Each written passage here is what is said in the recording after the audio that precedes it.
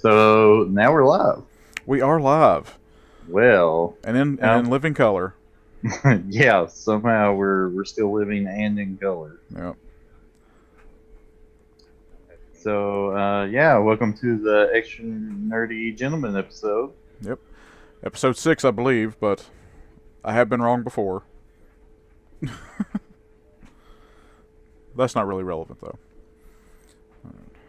Are we having some drop frames? Yeah. Yeah, and Corey is just frozen up on me. Or, Oh, there you are. Okay. yeah, Yeah, I tried closing everything out. That way, wouldn't have any issues with stream quality and whatnot. I tried sending Chantel some dirty letters. Well, Unfortunately, that did not work.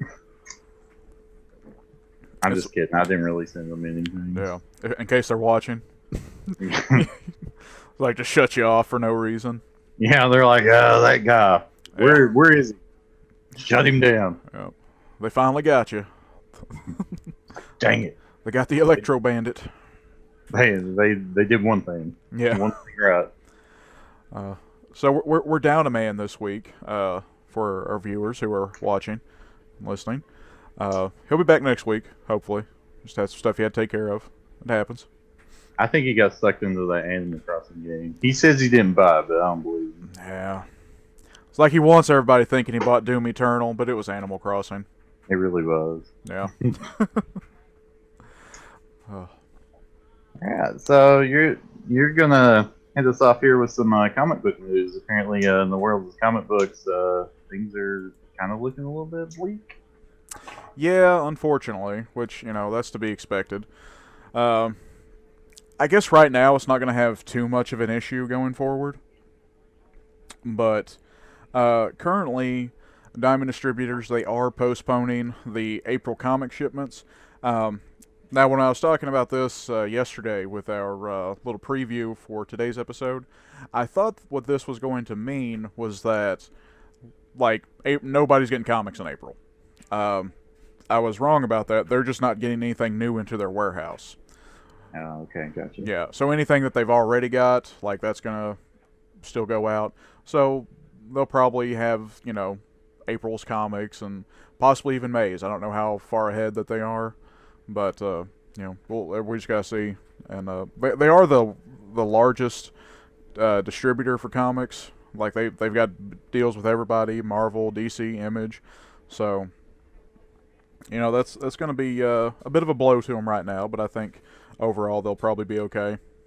I don't think it's gonna be too much of an issue going forward. I think the biggest impact it's gonna have is just like everything that's going on at the local level, like your local comic stores and shops. Yeah, definitely. Like comics, I guess, are non-essential right now, so they're like, you got to close that down. Yeah. And there's some creators in the industry. They're just like, yeah, we're not going to put anything out digital first before we can do a physical copy. Specifically, Eric Larson, the creator of Savage Dragon over at Image, he said that. So I can understand that, Well, that's cool that they're definitely supporting readers who enjoy the paper copies. I know a lot of people would rather have a paper copy than digital because they just don't. It's just the feel of having it in your hands and the smell of the comic book. It just brings it all together. Exactly. Like I don't think that's a medium that's going to go away anytime soon. So that's something that people are still, they're going to be gravitating towards. It's like a regular book. You want the physical copy rather as opposed to reading something digitally. Yeah, and that's true. And as long as you have the book, you always have it. You don't have to worry about it. Well, I changed devices, so I don't have my digital copies on this device. Exactly. And that kind of deal. Which I know there's subscription services for stuff out there that's like, yeah, as long as you subscribe, you can always download and read, etc. Yeah. But it's just frustrating, Most people just want it simple. They just want to pick it up and read it.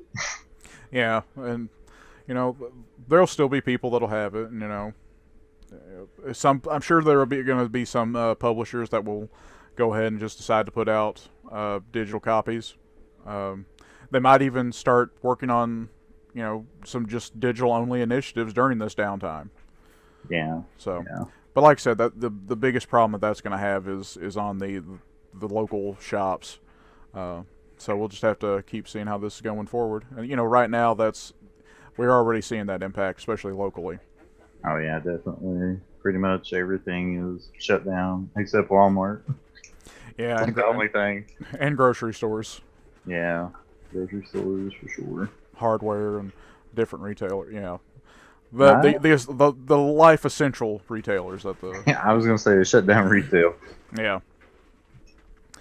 So anybody who has like a clothing shop, that they're taking a hard hit, Oh and yeah, entertainment. So the good thing about this is we don't have to worry about where we're going to. that's true. That's true. So, I are you gonna continue with the White Knight or the Batman White Knight? I figure we could bounce back and forth like some talking points between us, and if unless you want me to continue with my list. Hey, no, man. I mean, I can jump in and talk a little bit about some Netflix, some World of Streaming, which is everybody's life right now. Yeah. They're just sitting home binge watching forever. Because what else are you gonna do during this time? Exactly. I finished the Watchmen TV series, this past weekend because I had so much downtime. And you're like, yes, I finally caught up. Yeah, it's really good actually. I would recommend it. Awesome. Some of the things that I was talking about, was going to talk about is, say like you wanted to watch this with your friends, but your friends don't live with you. Mm-hmm. How do you accomplish this? That's a good question. Okay, well,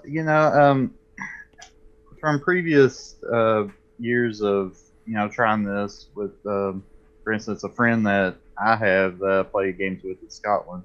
There used to be an extension you could add onto your browser called Rabbit.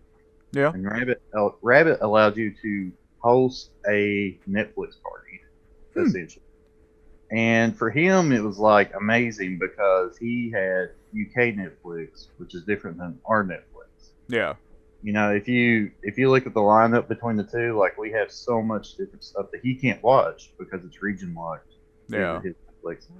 So, but now they're making it so much easier for a lot of people, and it's not just Netflix. You can stream, your Disney Plus, your Hulu, basically anything as long as it's on your desktop.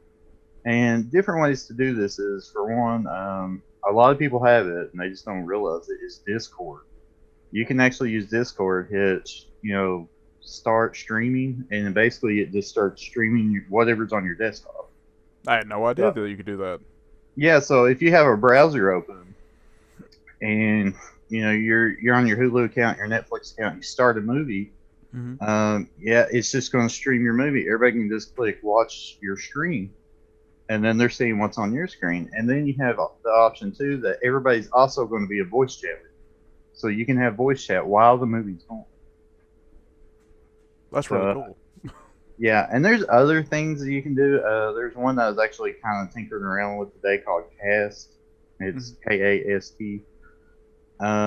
It's a little bit of the same thing. It's a little bit more difficult to use. Right. But essentially it accomplishes the same thing.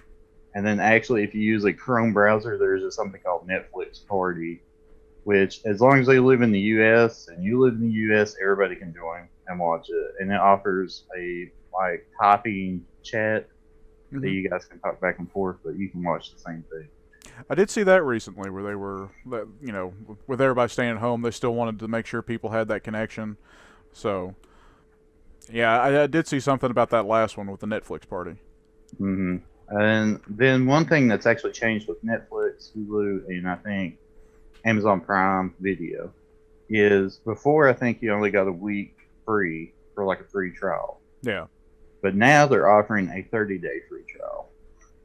That's for nice. Those three. So basically, if you kind of want to save some money, you can always just take that account and just make it for the 30 days free. So then you have 4 weeks of free streaming. That's true. And now would be the time to sign up for that stuff, because basically you're getting a month free of Hulu, Netflix, and Amazon Prime Video. And between those three, there's so much to watch. Like, I don't even know if you could watch it all. in 30 days. Probably not. No, I would say not. Like maybe if that was the only thing you dedicated your life to. Pretty much, but I mean, I was reading into it. There's other companies trying to offer something, but it's really not significant. I think Disney Plus was offering like so many days free if you did the free trial on top of the 7 days. Really wasn't anything substantial, but those three, your big three streaming titans of Netflix, Hulu, and Amazon Prime Video, they're really throwing out an initiative for you guys to sign up. That's good that they're extending their programs like that right now.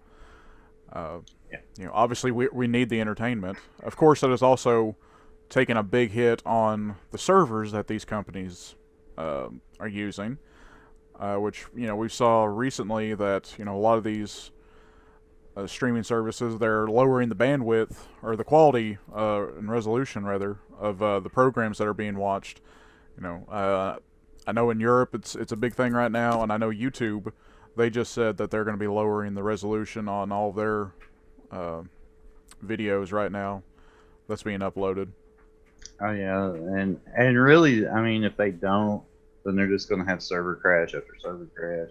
Yeah, well, that's really just going to be a problem. Yeah, because like right now we're already not even video wise, but we're seeing that as an issue with like people signing up on unemployment benefits. Yeah, our state currently can't handle the amount that is being signed up. Oh yeah.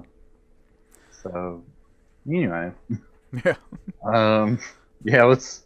If you guys haven't watched the Andy Bashir, Facebook videos, you need to get caught up. 5 o'clock, Mr. Bashir's neighborhood. It is. There is a lot going on with Kentucky. Story time with Andy. Yeah, everybody loves Andy. Yeah, he's doing good things. Other states offering to trade us various other items in exchange for him. It's like no. Yeah. Indiana offering the tickets to the Indy 500. That'd be so weird. Right? Like, what if that's how, like, that? What if that actually worked? I just don't know if it would work or not, maybe. Like, maybe all the toilet paper. I mean, that's like basically gold. It's just, round gold. It's the new economy. Yeah, that's actually what we were talking about earlier. I was like, the Fallout 4, instead of the Nuka-Cola caps, it would just be toilet paper. Yeah. I guess that's... I don't know if that's something we should discuss now or wait until next week when Thomas is here, because he's the one that brought that up. Yeah. Well, we'll wait till next week on it. But I think it's an interesting question. Like, what would you do if like this was a video game apocalypse? Yeah, we'll get into that definitely next week. Because I feel like that would be really fun to discuss. Like, how exactly that could play out. There's so many scenarios. Just so many games based on that idea. So. Yeah. Well, I guess another thing we'll go into is, well, we know that, in our state, the Lexington Comic-Con has been postponed due to the current events. There's been other Comic-Cons, well, some of the bigger ones, like the WonderCon that takes place in Anaheim. Well, they're put on by, the Comic-Con International team, which does, well, Comic-Con International, commonly known as San Diego Comic-Con. Right now, they're still planning on going forward with San Diego Comic-Con in July, but they are monitoring the situation. Currently, the San Diego Convention Center, where it's held at, is being used as an emergency center for the city's homeless population to help, curb some of that spread of coronavirus. Yeah. So, I think there's a lot of hope that things are going to be back to normal. I know, we see the press conferences with the president. He's hoping that things will be back to normal by Easter. I don't really see that happening. Not right now.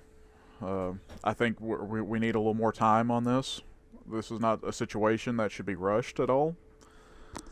I totally agree, and I've seen that that Trump was really wanting to try to push the economy to open just back up before Easter, and I'm just like, that's very short amount of time away. Yeah, I just don't think we're all going to be ready for that. No, like we're seeing like reports now coming out of China that things are going back to normal for them, but they've been dealing with this a lot longer than we have. Mm-hmm. And we don't even know how much longer they've been dealing with it, because anybody that tried to speak out on it some of their like doctors that talked about it, they silenced them, and like, Quiet.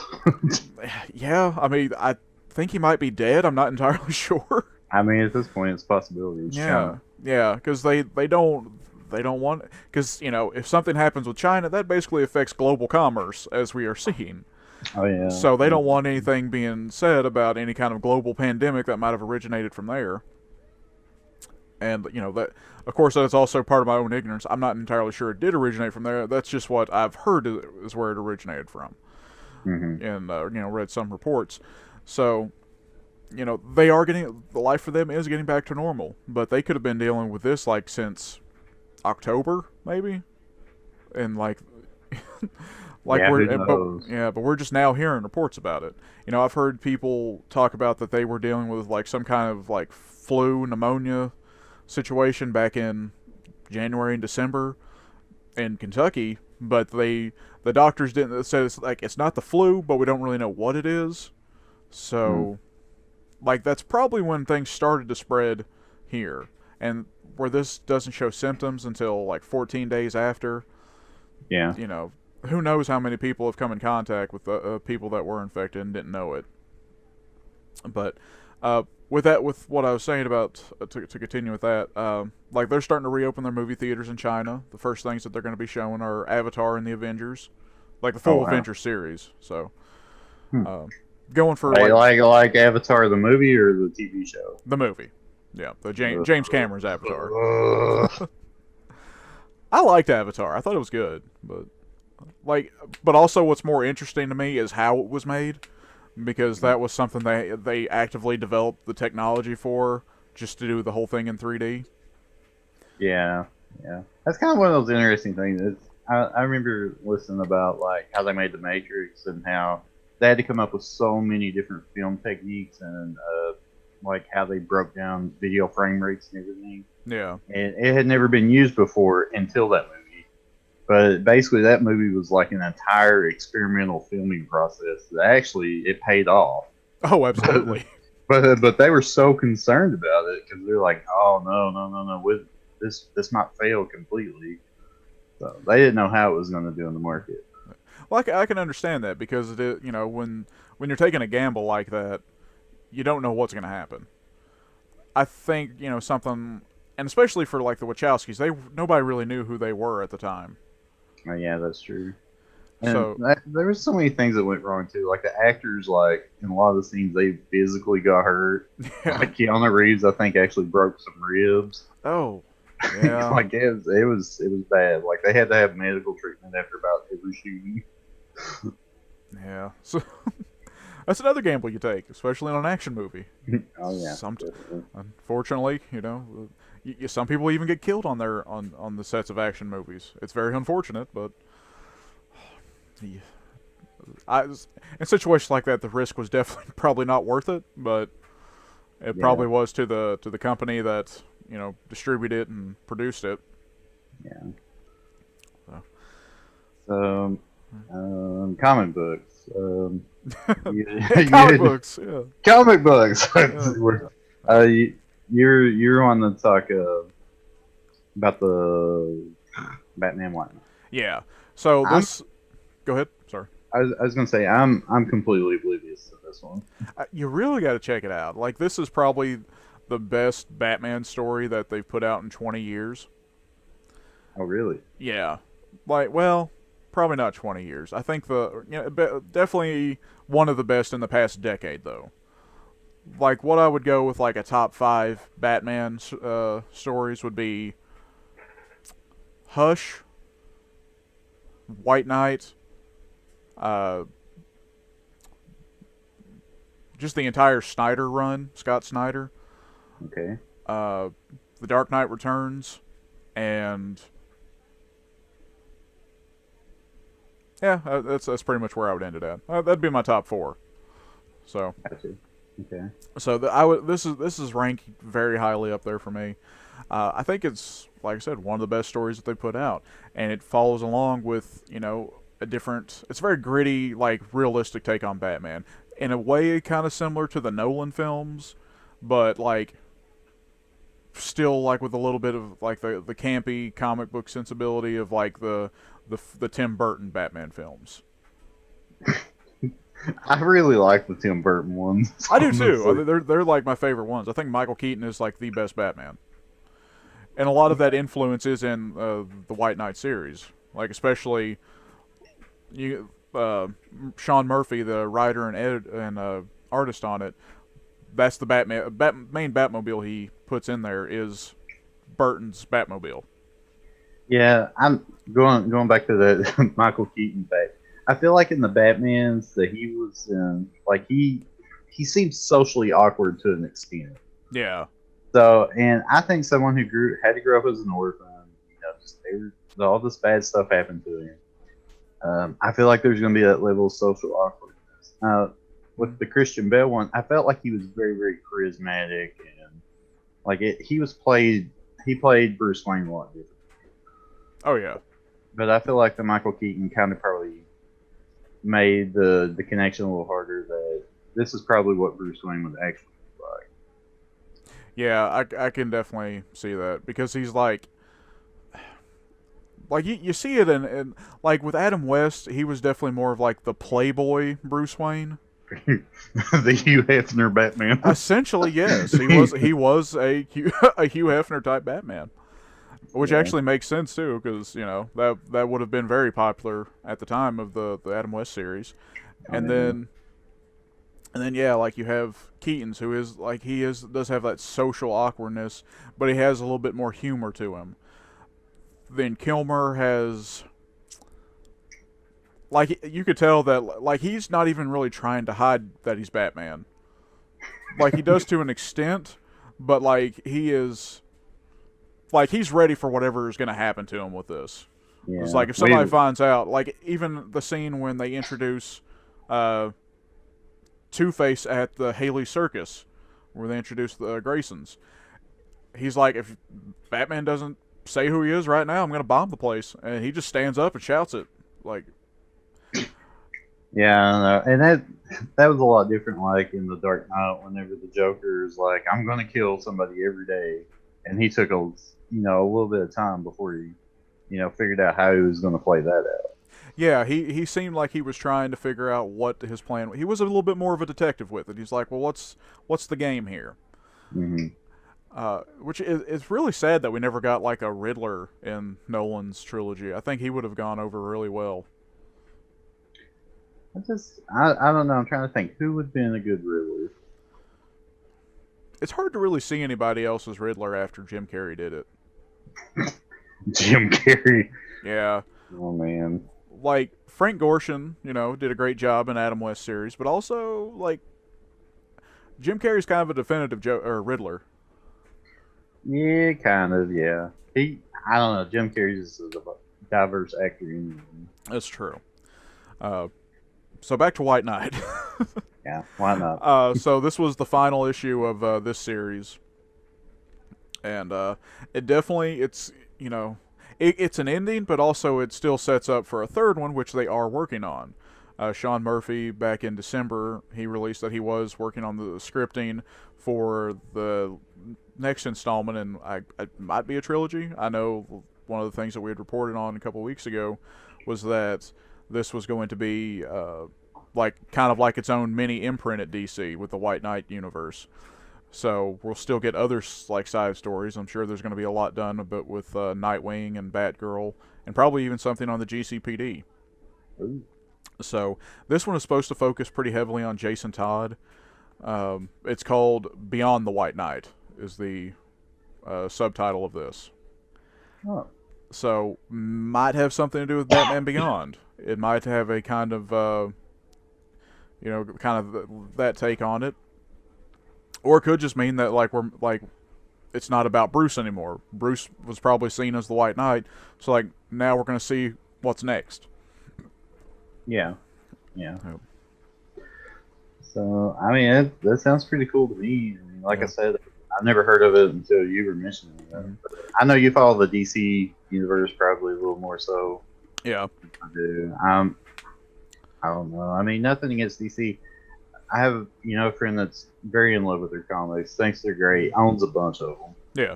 But I just feel like in a movie production, they just bomb it every time, and I don't know why. Yeah, unfortunately, that's the case. I think it's just with what Marvel's doing. Those are stories that, for the most part, haven't been done before. But with DC, like we've seen Superman and Batman so many times, especially Batman, that if as really what we've seen with DC is that the stories that have been doing well are ones that are new, like Wonder Woman, Aquaman, Shazam. Yeah, Um, you know, Harley Quinn was the newer concept for being out, but even then that was you know that's still I think the initial iteration of it was Suicide Squad was, while critically not very acclaimed, was very financially successful for them.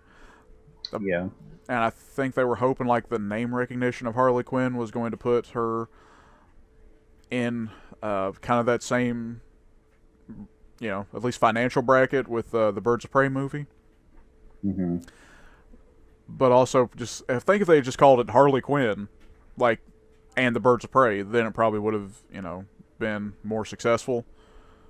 Because I think people like that was one of those that really resonated was like Margot Robbie's performance.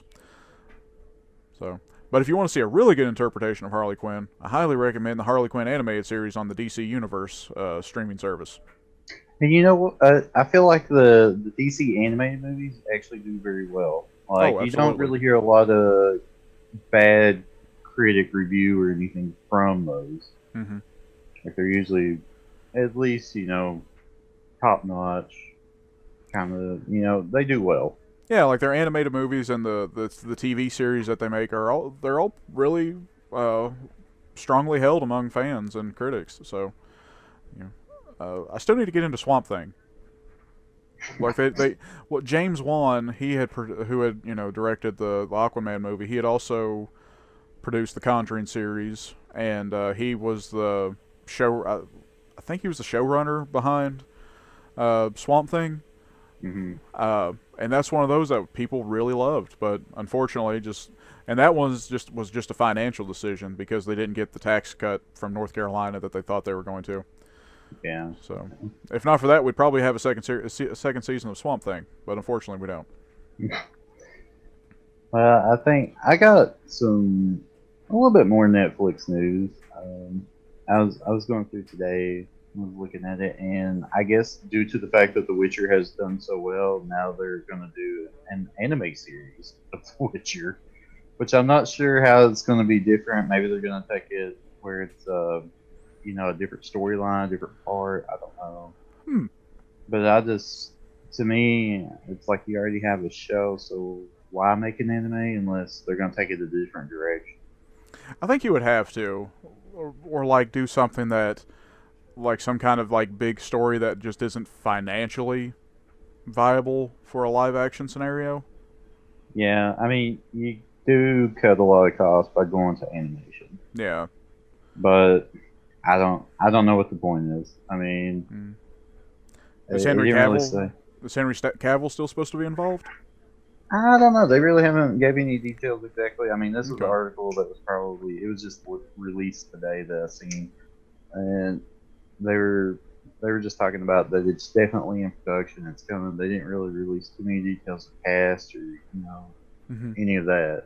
It's just like get hyped. Here it comes. Yeah. That's generally how they do it. Yeah. And actually, right now, if you guys have like Steam or GOG or any of those, Hmm. the Witcher series is actually on sale. I mean, Nice. it's on sale across the board. I think you can get Witcher 3 for like $19 if you buy like one of the collector's edition versions of it. I think it's like 25. Well, the base game I think was 15, then it went to like 24.99, and then as you got different tier packages of the collector part of it, Hmm. the price went up from there. But you could essentially get pretty much the game, most of the DLC and everything, and a collector's edition of it for what the base game costs, not on sale. That's not bad. It's not, and they had like all the Witcher games on sale. I heard one's not too good. Two is decent, but three was the best. Hmm. I've never played any of the Witcher games, but it's they look interesting. It seems like something I'd enjoy. Mm-hmm. RPGs are just very intimidating for me. I'm all about RPGs, MMOs, that kind of stuff. I really enjoy those. That's just, I guess my choice for when it comes to consoles. I always went for like an RPG. Yeah. I do enjoy a good story, so as long as the story is pretty good in it, I can enjoy that. I mean, they made a whole series about it. Yeah, so That'd be decent. yeah. And I think that's about it on the Witcher deal. I don't know, just Netflix is really ramping up. They're trying to come up with more and more content through this right now. I heard that they're really pushing content. Yeah, that I guess generally they always are, but yeah, for this, yes, especially for this, it's pretty clear that they're really going pretty all in with The Witcher. Actually, our viewer Larry, that he's a trooper. I mean, he's always there. Yeah, I appreciate you, Larry. He got The Witcher for 97 cents. I'm looking at the comments here. That's pretty sweet. I think I don't know what platform he bought it on, but that's probably about the going rate across the board. Like I said, everything's on sale right now. I know Capcom is selling a bunch of their games right now. One that I was actually really fond of was Dragon's Dogma. Mm-hmm. It's on sale for like, I think $20. Normally it's like, I don't know, 35 or something. Yeah. But it's a little bit cheaper. It's definitely worth the money if you can get it on sale. It's got a good story.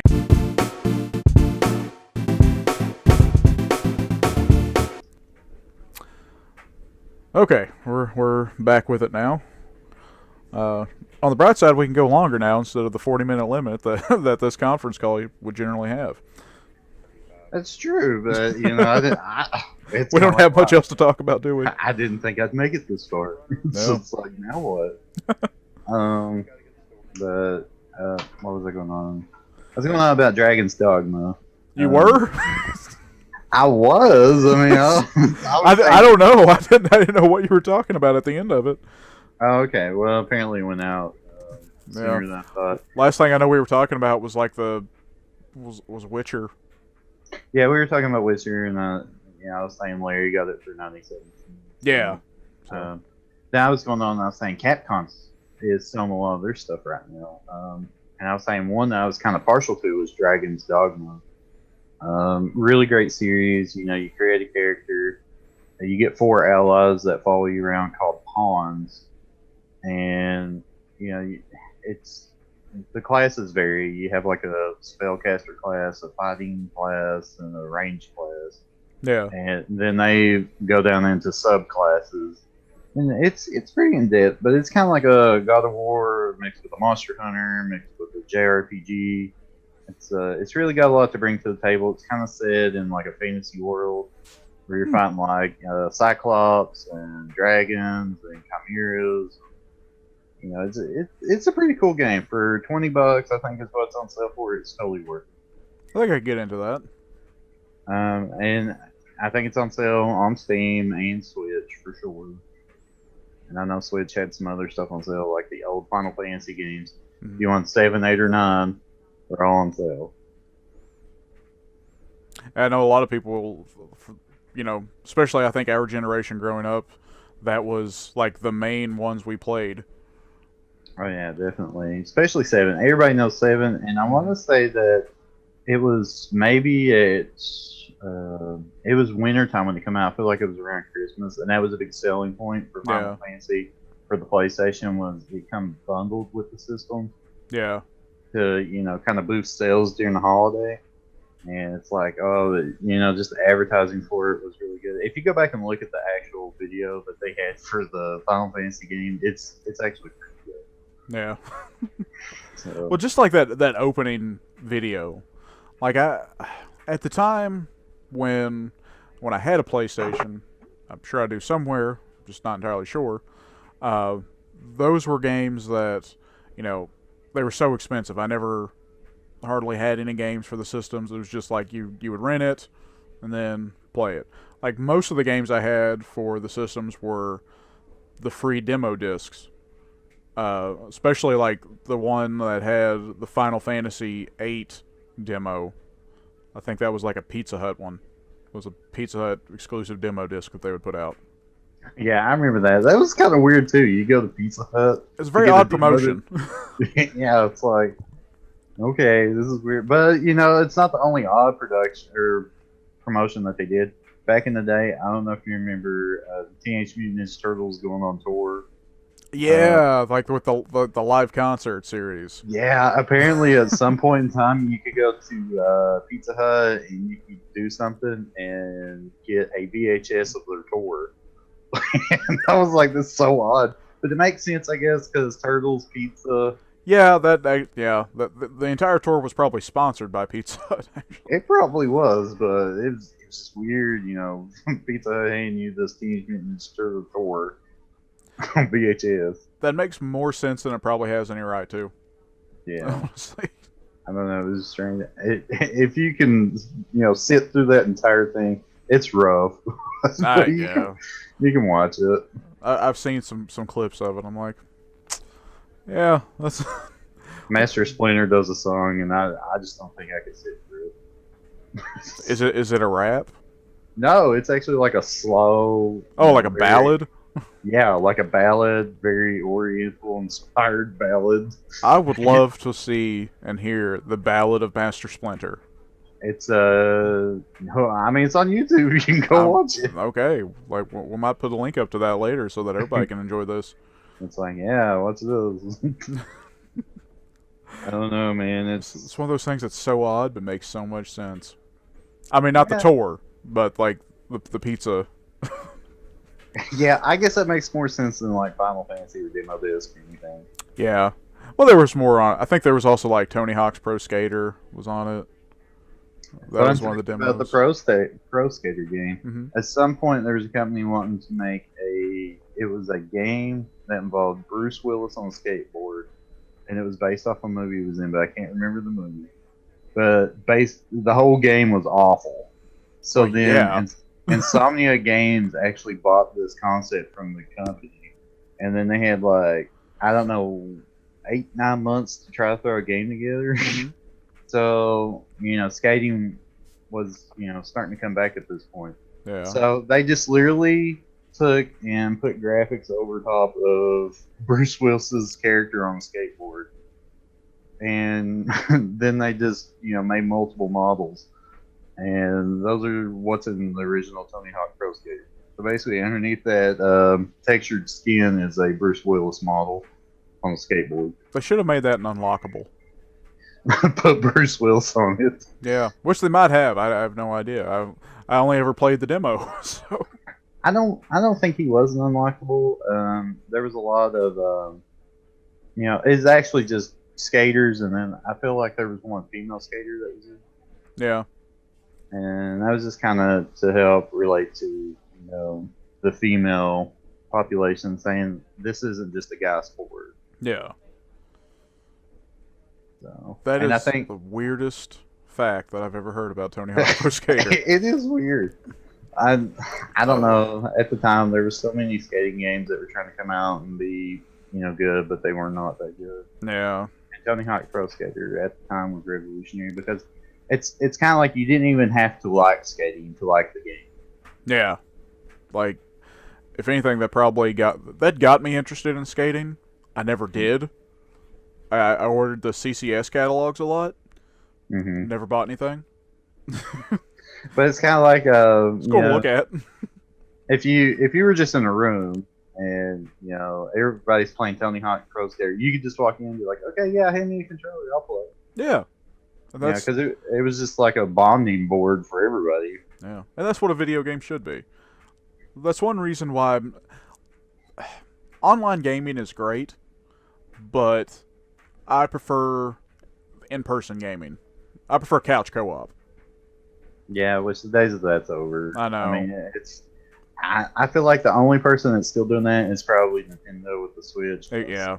Some of the co-op in their games is actually split screen. No. There's very few games, but there is a couple. Yeah. To an extent, I guess Xbox still does it, but mainly with Halo.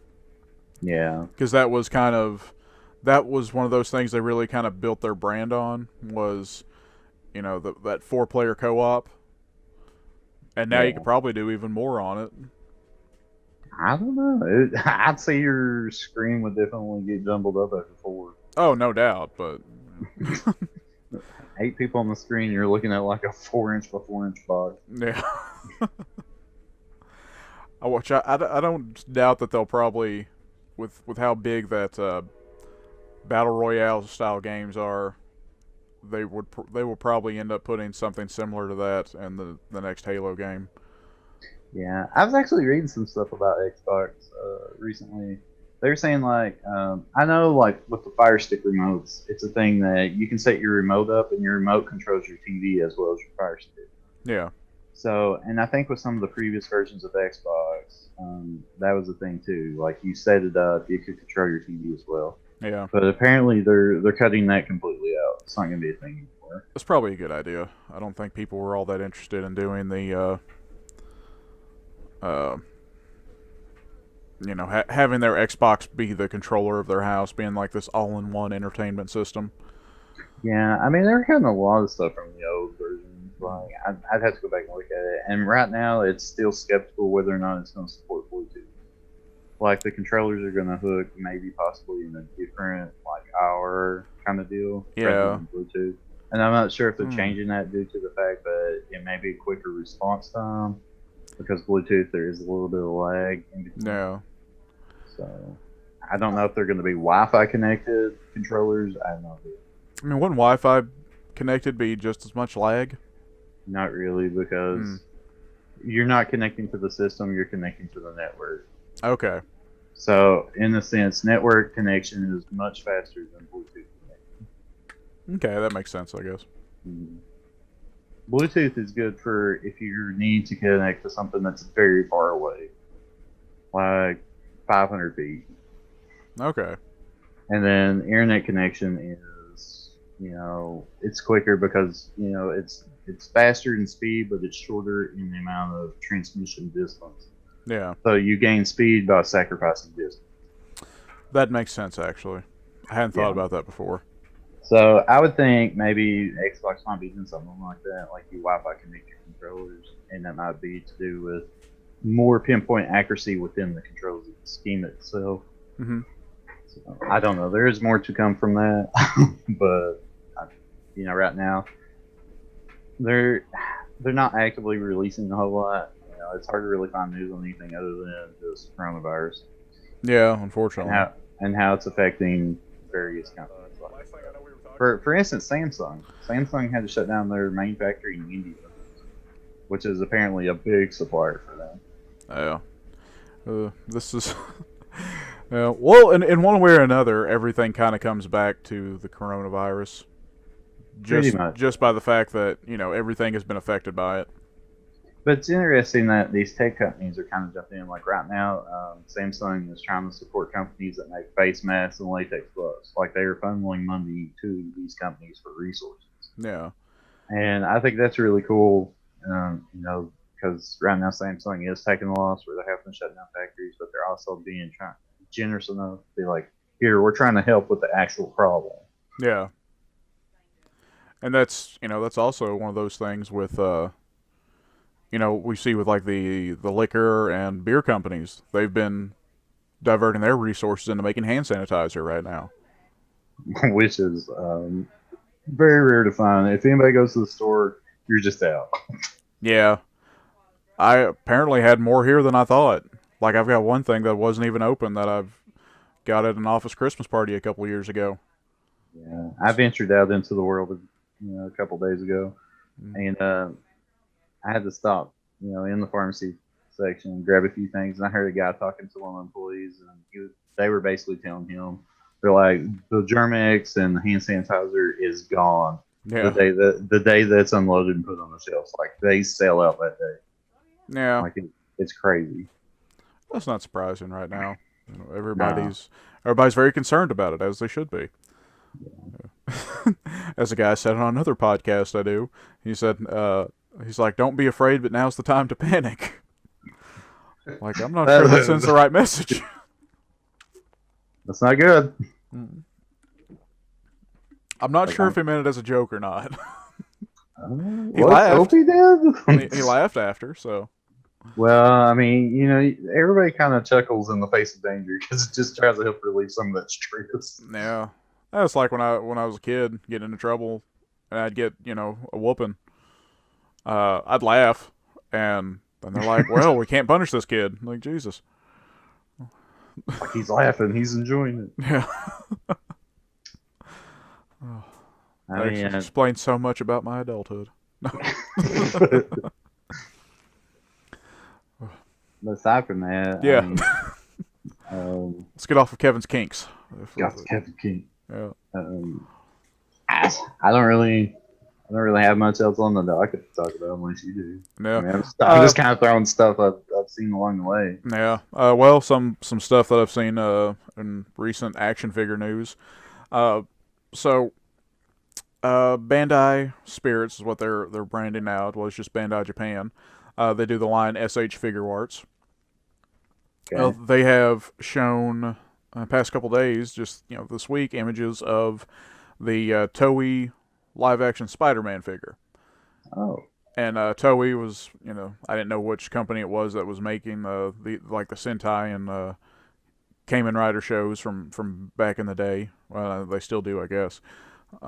But they were also, at the same time, back in the 70s, they were also doing a live-action Spider-Man series. So, yeah, and it was Marvel's Spider-Man, but it wasn't Peter Parker. I don't know what his real name was, but he would pilot a giant mecha, which is called Leopardon, which makes no sense. It seems like that would be like a lion theme. That's kind of far-fetched for Spider-Man. Yeah. So they're doing the figure arts Spider-Man, which is, I guess, like what his Japanese name is, and it's probably Spider-Man. well, yeah, but it's Spider-Man, but like they're how they say it. Oh yeah. And it's weird. Like he would show up. He's like, prepare for doom. I'm the emissary of hell. I'm like, what? Like it's. I mean, that's exactly what I would think Spider-Man would say to all the bad guys. I mean, I guess that's fair,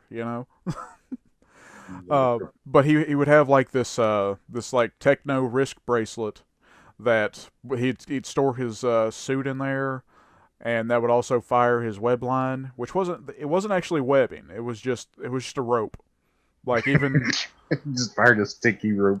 Yeah, I guess. I mean, so like all of his accessories are actually going to be true to that. So like, I can see the tech bracelet though, because that kind of goes into like the Iron Spider. Yeah. Like, he pushes a button, and it's like all over him. Yeah, which is really cool. Yeah. So the tech bracelet's not too far off, but I agree with Larry over here. Spider-Man with a mech. That's goofy. Yeah, and that was. I think they only were able to film like actually 6 episodes or so with the mech, maybe more. But somebody stole the suit of the mecha. How do you steal that? That's a good question. Like, how does somebody steal a mech? Somebody stole it. They never got it back. So, like after like the first few episodes they used it, they just had to like clip that footage in of him fighting the next monsters of the week. Which seems like a Saban Entertainment trick. Actually, yeah, that's what I was going to say. That's exactly what they did, because once in the Saban's Power Rangers once they introduced Tommy as the White Ranger, and they got their Thunder Zords and the Tiger Zord, that's what they had to do, because it was based on a different series from what the first season was based on. So that's why you never actually see him like confronting some of them. I feel like somebody told me like in the original Power Ranger series that like Zordon was only like 15 minutes of actual recorded like footage of the guy, and then they just dubbed over. And then they just kept dubbing it over. That makes sense. They would video loop it so that way it didn't look like it was so far off. Yeah. But yeah, it was just 15 minutes and that's what they used for like an entire season or longer. Yeah. Well, I think that's what they did for like the last handful of episodes that Trainee, Zach, and Jason were on. They just used unused footage to put them in, because the actors had walked. They were done with the series because they weren't getting paid enough, and at the time they were all making minimum wage. They Oh weren't wow. they weren't in the Actors Guild, and Yeah. so yeah, they just walked, and then that's why they brought in the three new replacements. Crap, I don't remember their names. Rocky was one of them. I don't remember the other two. I don't know. Yeah, Aisha, I think might have been one, and I don't remember who replaced the Black Ranger. And I actually like that one too, because that guy. I know who, the actor who played him was Johnny Young Bosch, who voiced Vash the Stampede in Trigun. Oh, okay. Yeah. Yeah. He actually became quite an accomplished voice actor after doing the Power Rangers. Really. Yeah. Adam and Isha. Yeah. There we go. Thank you. Thanks, Larry. Yeah, appreciate it, man. Oh, see, Larry's coming in clutch for us all the time. I know. We're gonna have to have him on sometime to talk about comics with us. Yeah, he seems to be He can talk about tech stuff with you. He builds computers, so Oh, does he? Awesome. yeah. He seems to have a lot of nerdy knowledge. Oh, absolutely. He's a big Marvel guy too. He likes some of the DC stuff, specifically the stuff with Joker and Harley Quinn. Mm-hmm. Like we talk a lot about like collectibles and stuff, and that's the ones that he mainly still gets of DC is the Joker and Harley stuff. Yeah, going back to our Suicide Squad talk. Yeah. The Jared Leto Joker, man. I can't do it. And yeah, and the thing is, like, Jared Leto is such a good actor.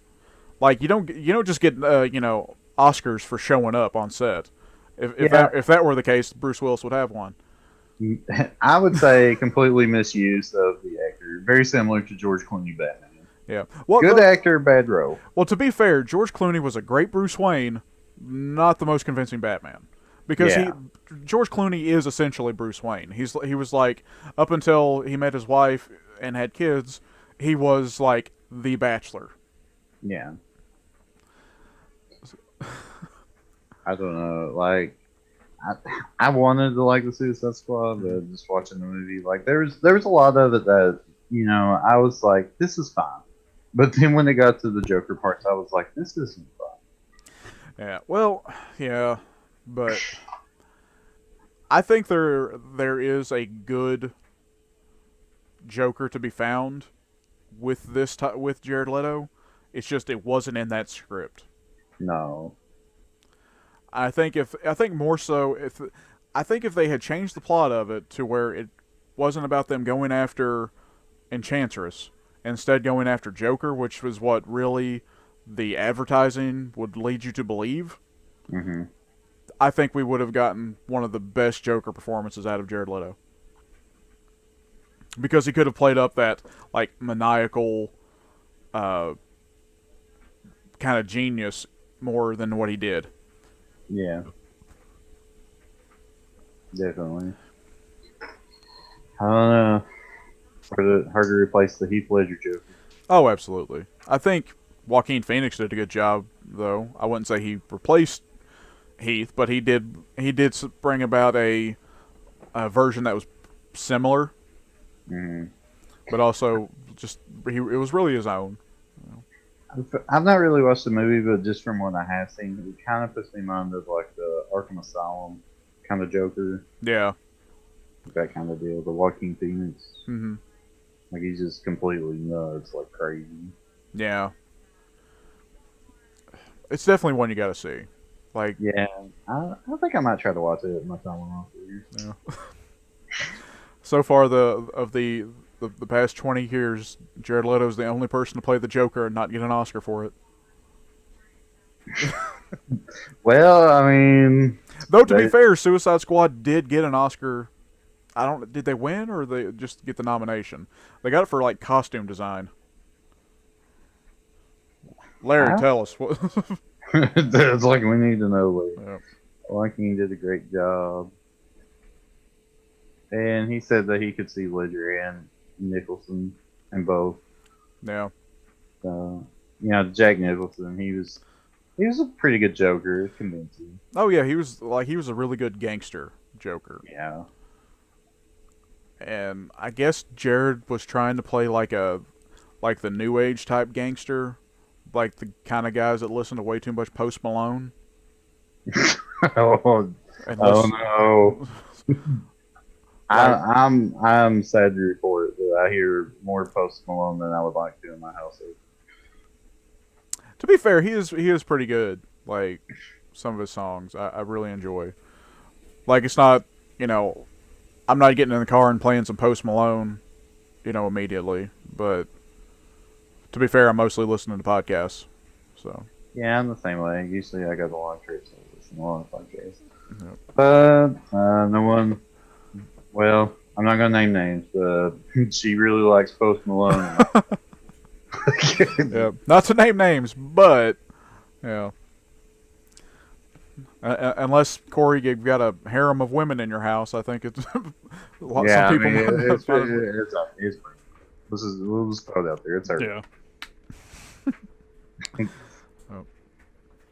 Oh. Oh, and about the finish up the collectible talk about the Leo Pardon. I guess they put out the Leo Pardon mech figure a few years ago as well, and they're doing a reissue later this year that will have a life size version of the bracelet that Spider-Man wears that keeps his costume and such in. So people can actually be able to wear it. Oh man, we froze up again. Oh, okay, there you are. You're back. All right. Yeah. Yep.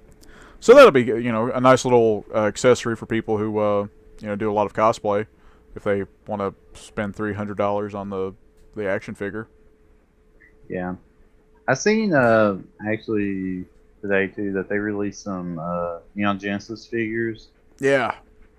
and they look cool. I mean, I was a fan of the art design for the show. The Mhm. show itself aggravates me to death to watch it. Yeah.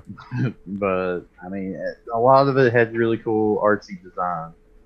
So I wanted to try to get into it, especially since they've got it on Netflix now. But, yeah. the show itself is ultimately frustrating, especially when you get all the way to the end of it. Mm-hmm. And then when you watch the first movie that's supposed to take place after, like, the end of the series, Yeah. because basically the way at the end of the series, like the fan base just erupted and was completely just disgusted and wanted something else. Yeah.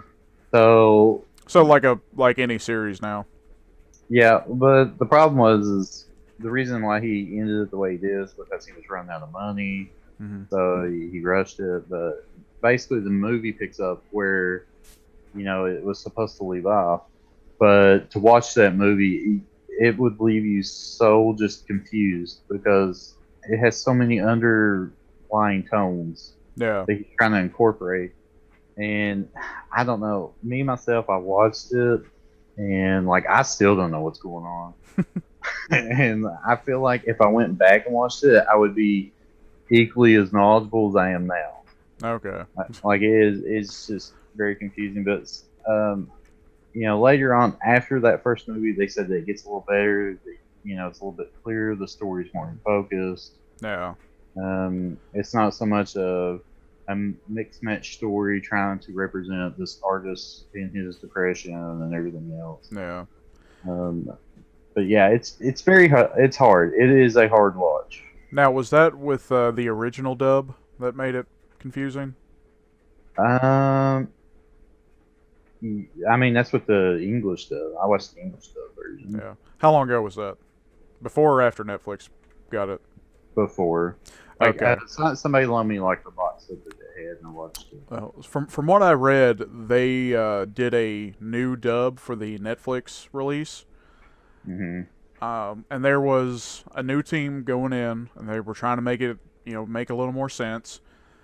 They they would have to, because it makes no sense. Well, the creator got a hold of it, was not happy with their dub, fired them, got his own team in, and it is just now a very literal translation. Like there's syntax errors that make no sense. Oh, it was already So bad enough. yeah, so yeah, so it may confuse me even more. I think I watched like 2 episodes, and I was like, I don't see the appeal of this. And it's supposed to be like one of the most acclaimed animes. Yeah, I'm with you on that. Like everybody's like, you have to watch this, and I'm just like, I don't get it. I don't know what's going on. And supposedly, like that big mech that he pilots is like Yeah. the spirit of his dead mom, and I'm like, I don't know. I don't know what's going on. Now I'm even more lost. Okay. Yeah, because it's kind of like it's not a mech. It's like a mech that's alive, and he's just kind of in it, telling it what to do. Yeah. So it's very very weird. Well, that does make me think of an anime that involves giant mechs that I did really enjoy, which was Mobile Suit Gundam 08th MS Team. That's actually the only series of it that I finished. I watched a lot of Gundam. I watched the Gundam Zero series. I Mm-hmm. watched Endless Watts, which I think was a movie, and then I I think watched so. G Gundam. G Gundam was the one where the world's just in ruin, but they're fighting other countries. Like every country's got a mech that Yeah. represents their country. And to me, that is like typical Japan because it was so racist. Like they had like the Mexican Gundam was called the Cactus Gundam. Was that the one where they would like they would just like fight them just as like that was their entertainment? Because Yeah, that's like okay. Yeah. it had the Shining Gundam that his hand was Yes, blue and that you was would it. touch and burn through them. Yep. But yeah, I mean, it was just like they made everything like so just literal racist translation of the country. Like the American Gundam was like a boxing Gundam Yeah. that had something to do with cheeseburgers. I mean I'm that's just like, fair. I don't know. This is funny. It's just I'm funny how they I'm do it. surprised they didn't just make it just entirely based after Butterbean. The Butterbean. Yeah, boxing. they probably did, man. It's the Butterbean Gundam. They might have. Uh, well, Corey, we got anything else to talk about? No, not really. Nope. I guess the last thing. I don't think we really did. We didn't talk about it earlier with The Walking Dead. Oh yeah, Yeah. the season being delayed as far as being finished. Yeah, so like the whatever was going to be the next to last episode of the season is now going to be the season finale, just because they couldn't finish post production on the finale in time, due to current events. So that's going to air later in the year as a special episode. Yeah. Yeah, which that's really going to hurt Walking Dead, unfortunately. I think because the audience has dropped off quite a bit already. Like in the past, like what 4 seasons? That's because they killed off a lot of the characters that people like. Yeah, which I mean, with a show like this, you can't expect there to not be casualties, but I guess I expect the main characters to be the elite that doesn't die, and then everybody else along the way they're just kind of fodder. yeah, I think part of the problem really was like where they lost Rick, and also there was a lot of just like there's been just a lot of behind the scenes turmoil. I Like, heard Michonne might be leaving after this season. yeah, the other I think Sundays was her last episode, Yeah. so she's already gone. If they lose Norman Reedus, like they might as well just cancel the show. Yeah, because nobody will watch it then. Yeah, Well, I don't know. Maybe Jeffrey Dean Morgan stays on. But if Norman Reedus leaves, Jeffrey Dean Morgan might leave too. he could. I don't know. So, I think it's starting to run its course though. I think they're gonna have to. They've got to have a game plan to end it in the next couple seasons. But it is, like most things, I think it's still a pretty big overseas cash cow for them. Yeah, and honestly, the Fear of the Walking Dead, it's actually pretty decent for like a side series. Yeah, it's gotten better. Like when they brought the season that they brought Morgan on, I think Yeah. was one that's when I started to enjoy it a little more. And not even hmm because of Morgan. I think it was just because like they brought in a lot more interesting characters, like that were Yeah. with him. So, and this also, they've also postponed the release of the World Beyond Walking Dead spinoff, which that was supposed to be like a future take, I think, with what was going on, just like about the next generation of survivors in the zombie apocalypse. Mm-hmm. So, and that one they only planned out for 3 seasons anyway. So, and that's all they're gonna do. Like so, I mean that's good that they've got a set number of what they're gonna do on that. So that'll keep the story flowing pretty well. Yeah. Yeah. Well, I think that's about it, ain't it? Yep, that's I got nothing else. Well, guys, just hang in there. I know it's tough to stay indoors, but y'all got to do it. Yeah. If we want to get back to some semblance of normalcy, then this is the new normal for now. Yeah, definitely. Like I said, check out those streaming services. They're adding content, they're pushing content to try to help. They're extending the free trials to give everybody more free premium content. Mm-hmm. So that way that kind of helps too. Because if you're like me, I'm scared to spend any money right now until I see what's going to happen. So to sign up and get a month free, sounds amazing. And if you can, of course, go out and support your local businesses, restaurants, comic shops, bookstores, anyone that's actually still open anyway. So, say that's kind of tough, but yeah. Order online if they have that option. Yeah, online would probably be where you have to support them. Mm-hmm. So, but all right. On that note, until next time, Pinky's out. Pinky's out. See you guys. See ya.